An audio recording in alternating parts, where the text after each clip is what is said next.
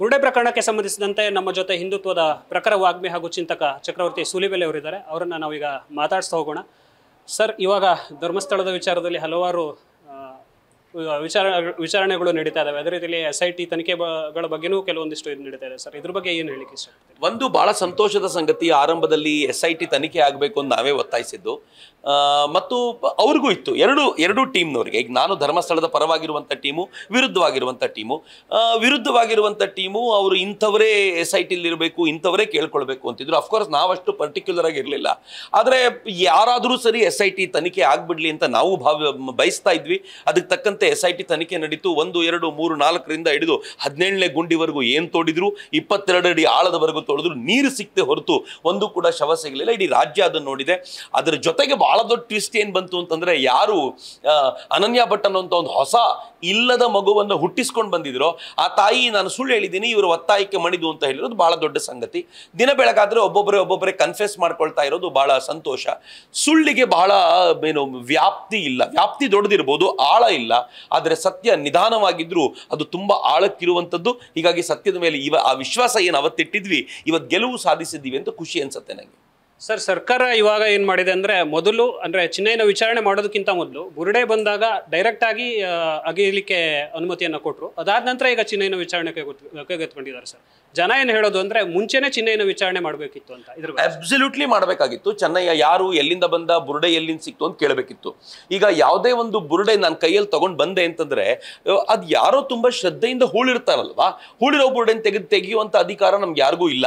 ಅದರಲ್ಲೂ ಈ ಚೆನ್ನಯ್ಯ ತಂದಿರುವಂತ ಬುರುಡೆ ಮುಸಲ್ಮಾನ ಕ್ರಿಶ್ಚಿಯನ್ರದು ಆಗಿದ್ರೆ ಅಂತೂ ಅವರಿಗೆ ಪರ್ಮನೆಂಟ್ಲಿ ಇನ್ನು ಶಾಂತಿ ಇಲ್ಲ. ನಮ್ದ್ರಲ್ಲಿ ಸದ್ಗತಿ ಅಂತಿದೆ. ನಾವು ದೇಹದ ಬಗ್ಗೆ ತುಂಬಾ ತಲೆ ಕೆಡಿಸ್ಕೊಳ್ಳೋದಿಲ್ಲ, ಆತ್ಮಕ್ಕೆ ಸದ್ಗತಿ ಸಿಗುತ್ತೆ ಅಂತ. ಆದ್ರೆ ಇಸ್ಲಾಂನಲ್ಲಿ ಆ ದೇಹ ಹಾಗೆ ಇರಬೇಕು, ಕಯಾಮತ್ ದಿನ ಎಬ್ಬಿಸ್ಬೇಕು. ಈಗ ಅವ್ರು ತಂದಿರೋ ಬುರುಡೆ ಏನಾದ್ರೂ ಮುಸಲ್ಮಾನನದಾಗಿದ್ರೆ, ಯಾವ ಮುಸಲ್ಮಾನ ಇದ್ನೋ ಅವನಿಗೆ ಶಾಂತಿ ಇಲ್ಲ, ಅವನಿಗೆ ರಿಪ್ ಅನ್ನುವಂತ ಇಲ್ಲ, ರೆಸ್ಟ್ ಇನ್ ಪೀಸ್ ಇಲ್ಲ.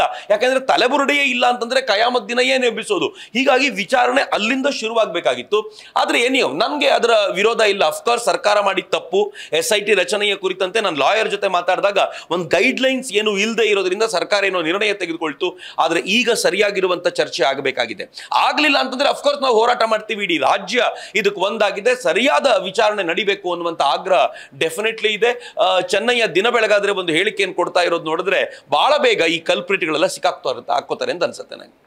ಸರ್, ಅದೇ ರೀತಿಯಲ್ಲಿ ಈಗ RSSನ ಗೀತೆ ಬಗ್ಗೆ DK ಶಿವಕುಮಾರ್ ಹಾಡಿದ್ದು, ಅದರ ಬಗ್ಗೆ ಕೆಲವೊಂದಿಷ್ಟು ಕಾಂಗ್ರೆಸ್ಸಿಂದನೇ ವಿರೋಧ ಕೂಡ ವ್ಯಕ್ತವಾಯಿತು. ಅದರ ನಂತರ ಅವರು ಕ್ಷಮೆಯನ್ನ ಕೂಡ ಕೇಳಿದ್ರು. ಸರ್, ಇದ್ರ ಬಗ್ಗೆ ಏನು ಹೇಳಿಕ್ಕೆ ನನಗೆ ಇದರಲ್ಲಿ DK ಶಿವಕುಮಾರ್ ಬಗ್ಗೆ ನನಗೆ ಗೌರವ ಇದೆ, ಫೈನ್. ಆದ್ರೆ ಕಾಂಗ್ರೆಸ್ಸಿನ ಬಗ್ಗೆ ನನಗೆ ಹೊಸ ಭಾವನೆ ಏನೂ ಇಲ್ಲ. ಅವರಿದ್ದಿದ್ದೆ ಹಾಗೆ. ನೀವು ಸುಮ್ಮನೆ ಈ DK ಶಿವಕುಮಾರ್ RSSನ ಗೀತೆ ಹಾಡಿದ್ರು ಅಂತ ಹೇಳೋ ಬದಲು ಅದರ ಅರ್ಥವನ್ನು ಹೇಳಿದ್ರೆ ಜನಕ್ಕೆ ಗೊತ್ತಾಗಿರ್ತಿತ್ತು ಕಾಂಗ್ರೆಸ್ನ ಮೂಲ ಸ್ವರೂಪ ಏನು ಅಂತ. ನಮಸ್ತೆ ಸದಾ ವತ್ಸಲೆ ಮಾತೃಭೂಮೆ ತ್ವಯಾ ಹಿಂದೂ ಭೂಮೆ ಸುಖಂ ವರ್ಧಿತೋಹಂ ಅಂತಂದ್ರೆ ಅರ್ಥ ಏನು ಗೊತ್ತಾ?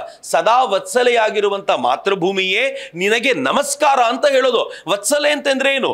ಯಾವಾಗ್ಲೂ ಸುಮಂಗಲಿಯಾಗಿರುವಂತ, ಯಾವಾಗಲೂ ನಳನಳಿಸುತ್ತಿರುವಂತ, ಯಾವಾಗಲೂ ಸಕ್ಷಮವಾಗಿರುವಂತ ತಾಯಿಗೆ, ಸದೃಢವಾಗಿರುವಂತ ತಾಯಿಗೆ ಮಗನಾಗಿ ನಮಸ್ಕಾರ ಮಾಡೋದಕ್ಕೆ ಕಾಂಗ್ರೆಸ್ನವನಾಗಿದ್ರೆ ಏನು, ಬಿಜೆಪಿನವರಾಗಿದ್ರೆ ಏನು?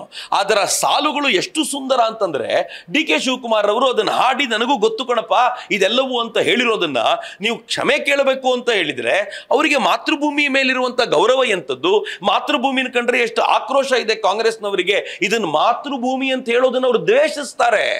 ಹೀಗಾಗಿಯೇ ಅವರು ಕನ್ನಡ ಮಾತೆಯನ್ನ ಮಾತೆ ಅಂತ ಕರೆದು, ಭುವನೇಶ್ವರಿ ಅಂತ ಕರೆದು ಗೌರವಿಸೋದನ್ನ ಧಿಕ್ಕರಿಸಿದ ಹೆಣ್ಣು ಮಗಳನ್ನ ಇವತ್ತು ಕರ್ಕೊಂಡು ಬಂದು ನೀವು ಚಾಮುಂಡಿಯ ಕಾರ್ಯಕ್ರಮದ ಇನಾಗ್ರೇಷನ್, ದಸರಾ ಇನಾಗ್ರೇಷನ್ಗಿಂತ ನಿಲ್ಲಿಸ್ತೀರಾ.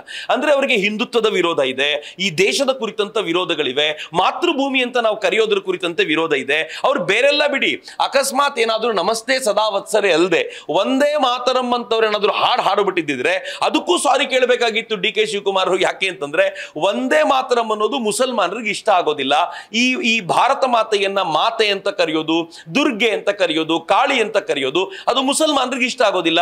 ಯಾವುದು ಮುಸಲ್ಮಾನರಿಗೆ ಇಷ್ಟ ಆಗುತ್ತೋ ಅದು ಕಾಂಗ್ರೆಸ್ಗೆ ಇಷ್ಟ ಆಗ್ಲಿಕ್ಕೆ ಹೆಂಗ್ ಸಾಧ್ಯ ಆಗುತ್ತೆ? ಸೊ ಮುಸಲ್ಮಾನರಿಗೆ ಏನ್ ಅನ್ಸುತ್ತೋ ಅದ್ರ ತಕ್ಕಂತೆ ಇರಬೇಕು.